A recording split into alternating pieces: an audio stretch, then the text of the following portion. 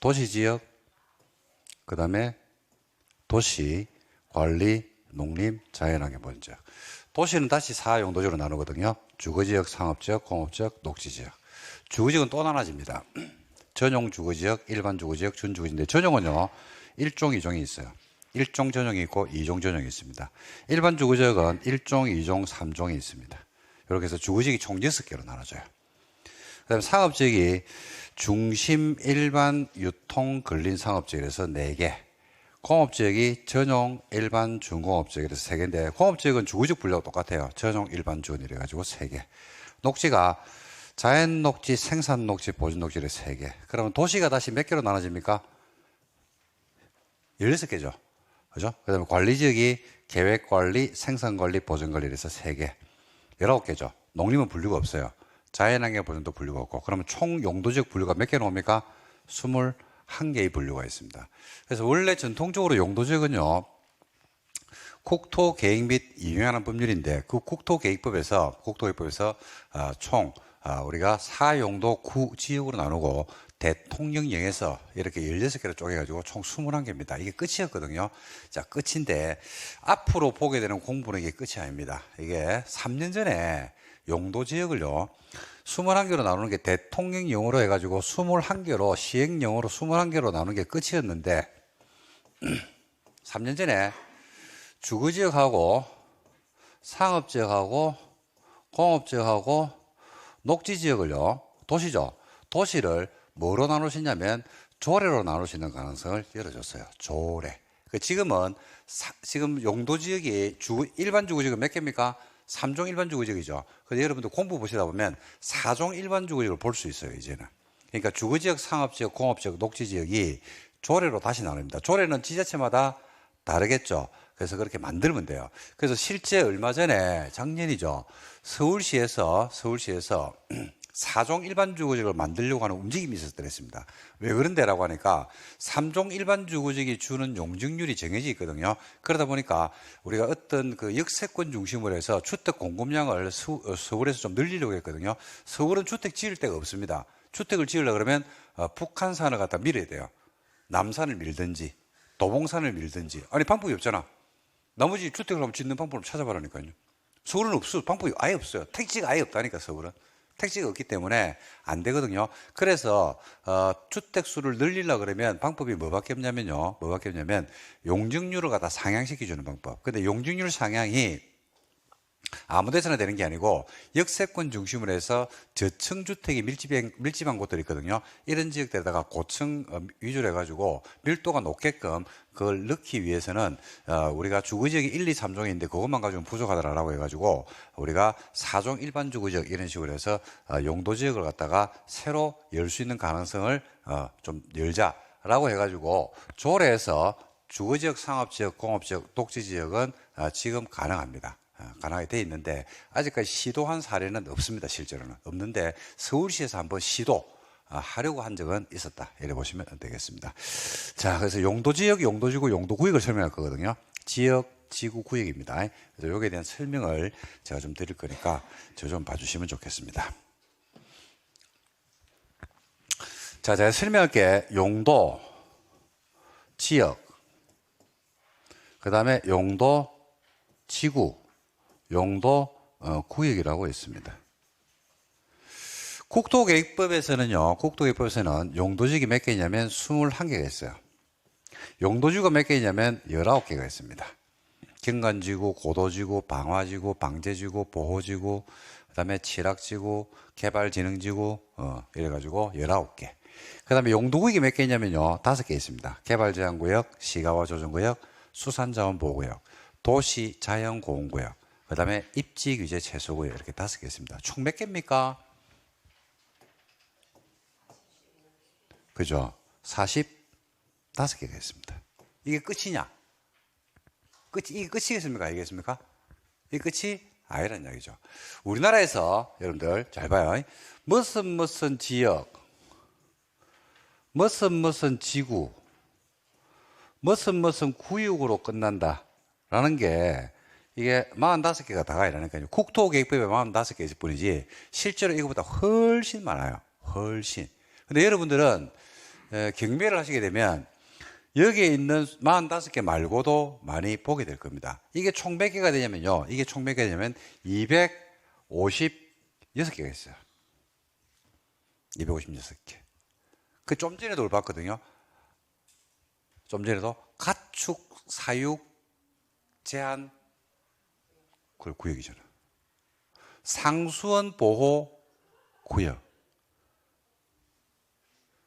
그러니까 지역지구 구역으로 끝나는 게 의외로 엄청 많습니다. 또 해볼게요. 투기과열 지구, 토지거래 허가 구역, 상수원 보호 구역, 이런 식으로. 이런 식으로 끝나는 게 256개 있다니까요. 이게 혜택을 주는 겁니까? 규제하는 겁니까? 규제죠. 그러니까 그 규제에 따라서 토지 가격이 이렇게 이제 요동을 치는 겁니다. 그 규제에 따라서 토지를 활용할 수 있는 방안들이 완전히 달라지거든요. 뭘 지을 수 있고 없고, 그 다음에 몇 층까지 지을 수 있고, 어떤 건물은 되고 안 되고 하는 것들이 이렇게 있단 말입니다. 그래서 오늘은 제가 설명할 거는요, 요 45개를 중심으로 설명을 할 거고, 45개니까 결국 한 서너 배 더 많은 지역지구가 있다는 이야기죠. 이거는 여러분들이 어떻게 활용을 하시면 되냐면, 무슨 지역이나 무슨 지구나 무슨 구역으로 끝이 나죠. 그죠? 그럼 그걸 찾아보면 돼요. 예를 들어서, 우리가 좀 전에 본 것 중에서, 한번 보실래요? 보세요. 가축 사육 제한 구역 돼 있죠. 그죠? 그럼 가축 사육 제한 구역을 갖다가 여러분 알아 몰라? 모르죠? 저는 알까요? 모를까요? 몰라. 나도 몰라. 내가 어떻게 다 알아, 그걸. 너가 모른다니까. 그러면 찾아보면 된다고. 어떻게 찾아보면 되냐면 핸드폰을 꺼내. 그리고 가축 사육 제한지를 쳐. 그럼 여기 뭐 하는 개념인지 나와, 안 나와? 나오죠. 그리고 요 가축 사육 제한지역에 근거법이 있어요, 없어요? 있겠죠. 그 근거법이 들어가면 여기는 행위제한을 한다니까. 하는 걸 배우게 된단 말입니다. 그래서 우리가 256개를 다 깨고 있는 사람은 대한민국에 단 한 명도 없습니다. 관심이 되는 거 몇 개만 이제 알고 있다는 이야기죠. 근데 나머지는 이제 찾아보는 방법은 다 똑같다는 얘기죠. 근데 그 중심에는 뭐가 있냐면 국토계획법이 우리 토지용의 가장 대한민국에서 중심이 되는 법이기 때문에 그 중심에 국토계획법에 있는 21개 용도지역, 19개 용도지구, 5개 용도구역이 항상 센터에 서 있다. 이렇게 보시면 되고, 나머지 행위제한들은 그 행위제한을 그대로 복사 떠가지고 써먹는 경우가 대부분이니까 그걸 알면 된다 이 말입니다. 자, 그래서 요 용도 지역지구 구역을 지금부터 해서 한번 정리를 여러분들하고 한번 하는 시간을 한번 가져보도록 하겠습니다.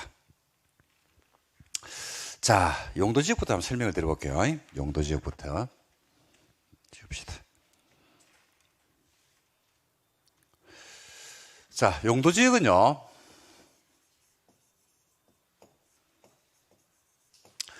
지역을 용도대로 쓰는 겁니다. 용도란 말은 쓴다는 말이거든요.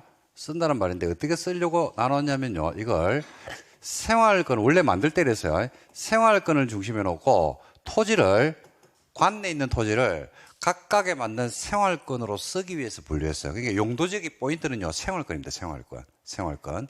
그 생활권 중심으로 분류했는데, 법에서 용도지역을 어떻게 나누어 놓고 있냐면, 크게 네 가지 용도로 나눠요. 즉, 네 가지 용도로 나누는 것은 용도가 뭐 때문에 나눴다 했습니까?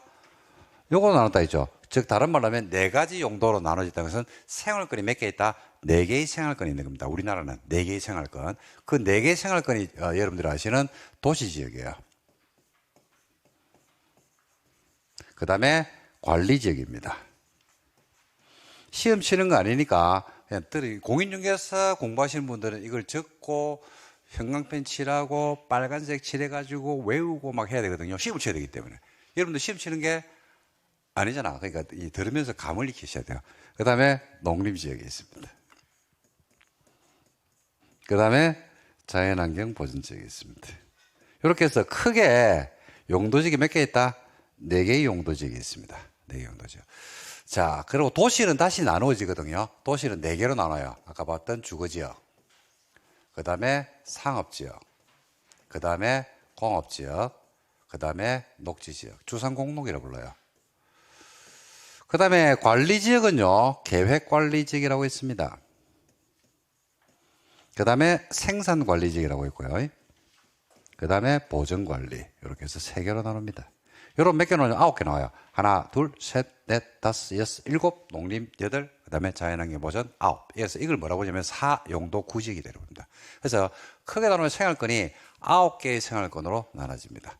자, 그러니까 어떤 토지든지 이렇게 9개 생활권에 포함되어 있다는 말이죠. 자, 그럼 우리 요즘 여러분 앉은 학원 있죠? 여기도 요 9개 중에서 한 개 속해 있어요, 안 속해 있어요? 속해 있겠죠. 그러니까 원래 토지가 어떤 용도지역에 속해 있는지를 알려고 하면요, 여러분들이 이제 공부를 떼볼 건데 토지 이용 계획 확인서라는 걸 떼보면 돼요. 그러면 그 토지가 어떤 용도지역에 있는지가 나오고, 좀 전에 보니까 경매물건에 보니까 용도지역이 나와야 안 나와요? 나오죠. 농림지역이라고 나온다니까요. 아까 봤던 것 중에서 일종 일반주거지역 이런 식으로 나왔잖아요. 그죠? 그런 식으로 용도지역이 이렇게 표현이 되어 있는 겁니다. 자, 그래서 우리가 토지는 거기에 맞는 각각의 용도지역을 이렇게 형성하고 있는 겁니다. 자, 그랬을 때 4용도, 이게 9가지 지역, 9지역 이래 부르거든요. 4용도 9지역이다 이래 부릅니다. 자, 그런데 우리가 용도지역이 어딘지를 알려고 하면요, 토지용 계획서를 떼봐야 돼요. 근데 안 떼보고도 알 수가 있죠. 여기가 이 9개 중에 어디에 속해 있습니까? 상업지역이죠. 요 길 건너편 목련 아파트는 어디에 있어요? 근데 여기 상업지역이죠. 어떻게 알았어요, 여러분들? 토지용 계획서 떼봤어요, 안 떼봤어요? 그죠? 여기가 주소지가요, 평촌대로 211번 길 16이거든요. 근데 211번 길 16의 토지용 계획서를 안 떼봤는데 상업지역인 줄 알았잖아. 어떻게 알았어? 어떻게 알았어요? 상업지역 어떻게 알았어요? 상가가 있으니까 상업지역입니까? 놀래라. 상가의 상업지역. 상가의 상업지역이 아니고, 뭘 봤냐면, 이걸 본 거예요, 이걸. 생활권을. 우리 학원 옆에 공장이 있어요. 우리 학원 뒤에 아파트가 있어. 학원 앞에 습지가 있어. 옆에 농지가 있어. 그죠? 그리고 길 건너편에 뭐가 있냐면, 비닐하우스가 있어. 그럼 용도지역이 뭡니까? 라고 물어보면, 여러분 상업지역으로 이야기할 수 있어요? 없잖아요. 그러니까, 상업지역에 맞게끔 뭐가 형성됐다? 생활권이 형성된 거예요. 우리 학원 옆에 토지를 가지고 있는 갑이라는 분이, 나는 여기다가 공장 지을 거다. 땅값이 비싼다니까. 됐어. 막 그냥. 내가 가진 게 돈밖에 없어. 그냥 공장 지을 거야. 라고 한다고 해서 공장을 지을 수가 없단 말입니다. 그죠? 공장 신축에는 허가 논다? 안 노는 거예요. 그러니까 여기에 토지는요, 요 주변의 토지는 우리가 모르지만은 뭘 받고 있다? 행위 제한을 받고 있는 거예요, 지금. 행위 제한을 받고 있다고. 행위 제한을 받고 있기 때문에 이 생활권을 갖다가 그냥 형성하는 게 아니고 뭘 통해서 형성하냐면 행위 제한을 통해서 형성하는 겁니다. 그래서 용도지역이 지정되면요, 3가지 행위 제한이 붙어요, 3가지. 첫 번째가 건축 제한을 할 수 있어요. 각 용도지역별로 지을 수 있는 건물의 종류가 정해져 있어요. 그건 내가 정하는 게 아니고 법에 이미 딱 나와 있어. 예를 들어서 일종 전용 주거지역에 토지를 가지고 있는 사람이 주유소를 하려고 합니다. 지을 수 없죠. 그게 행위 제한입니다.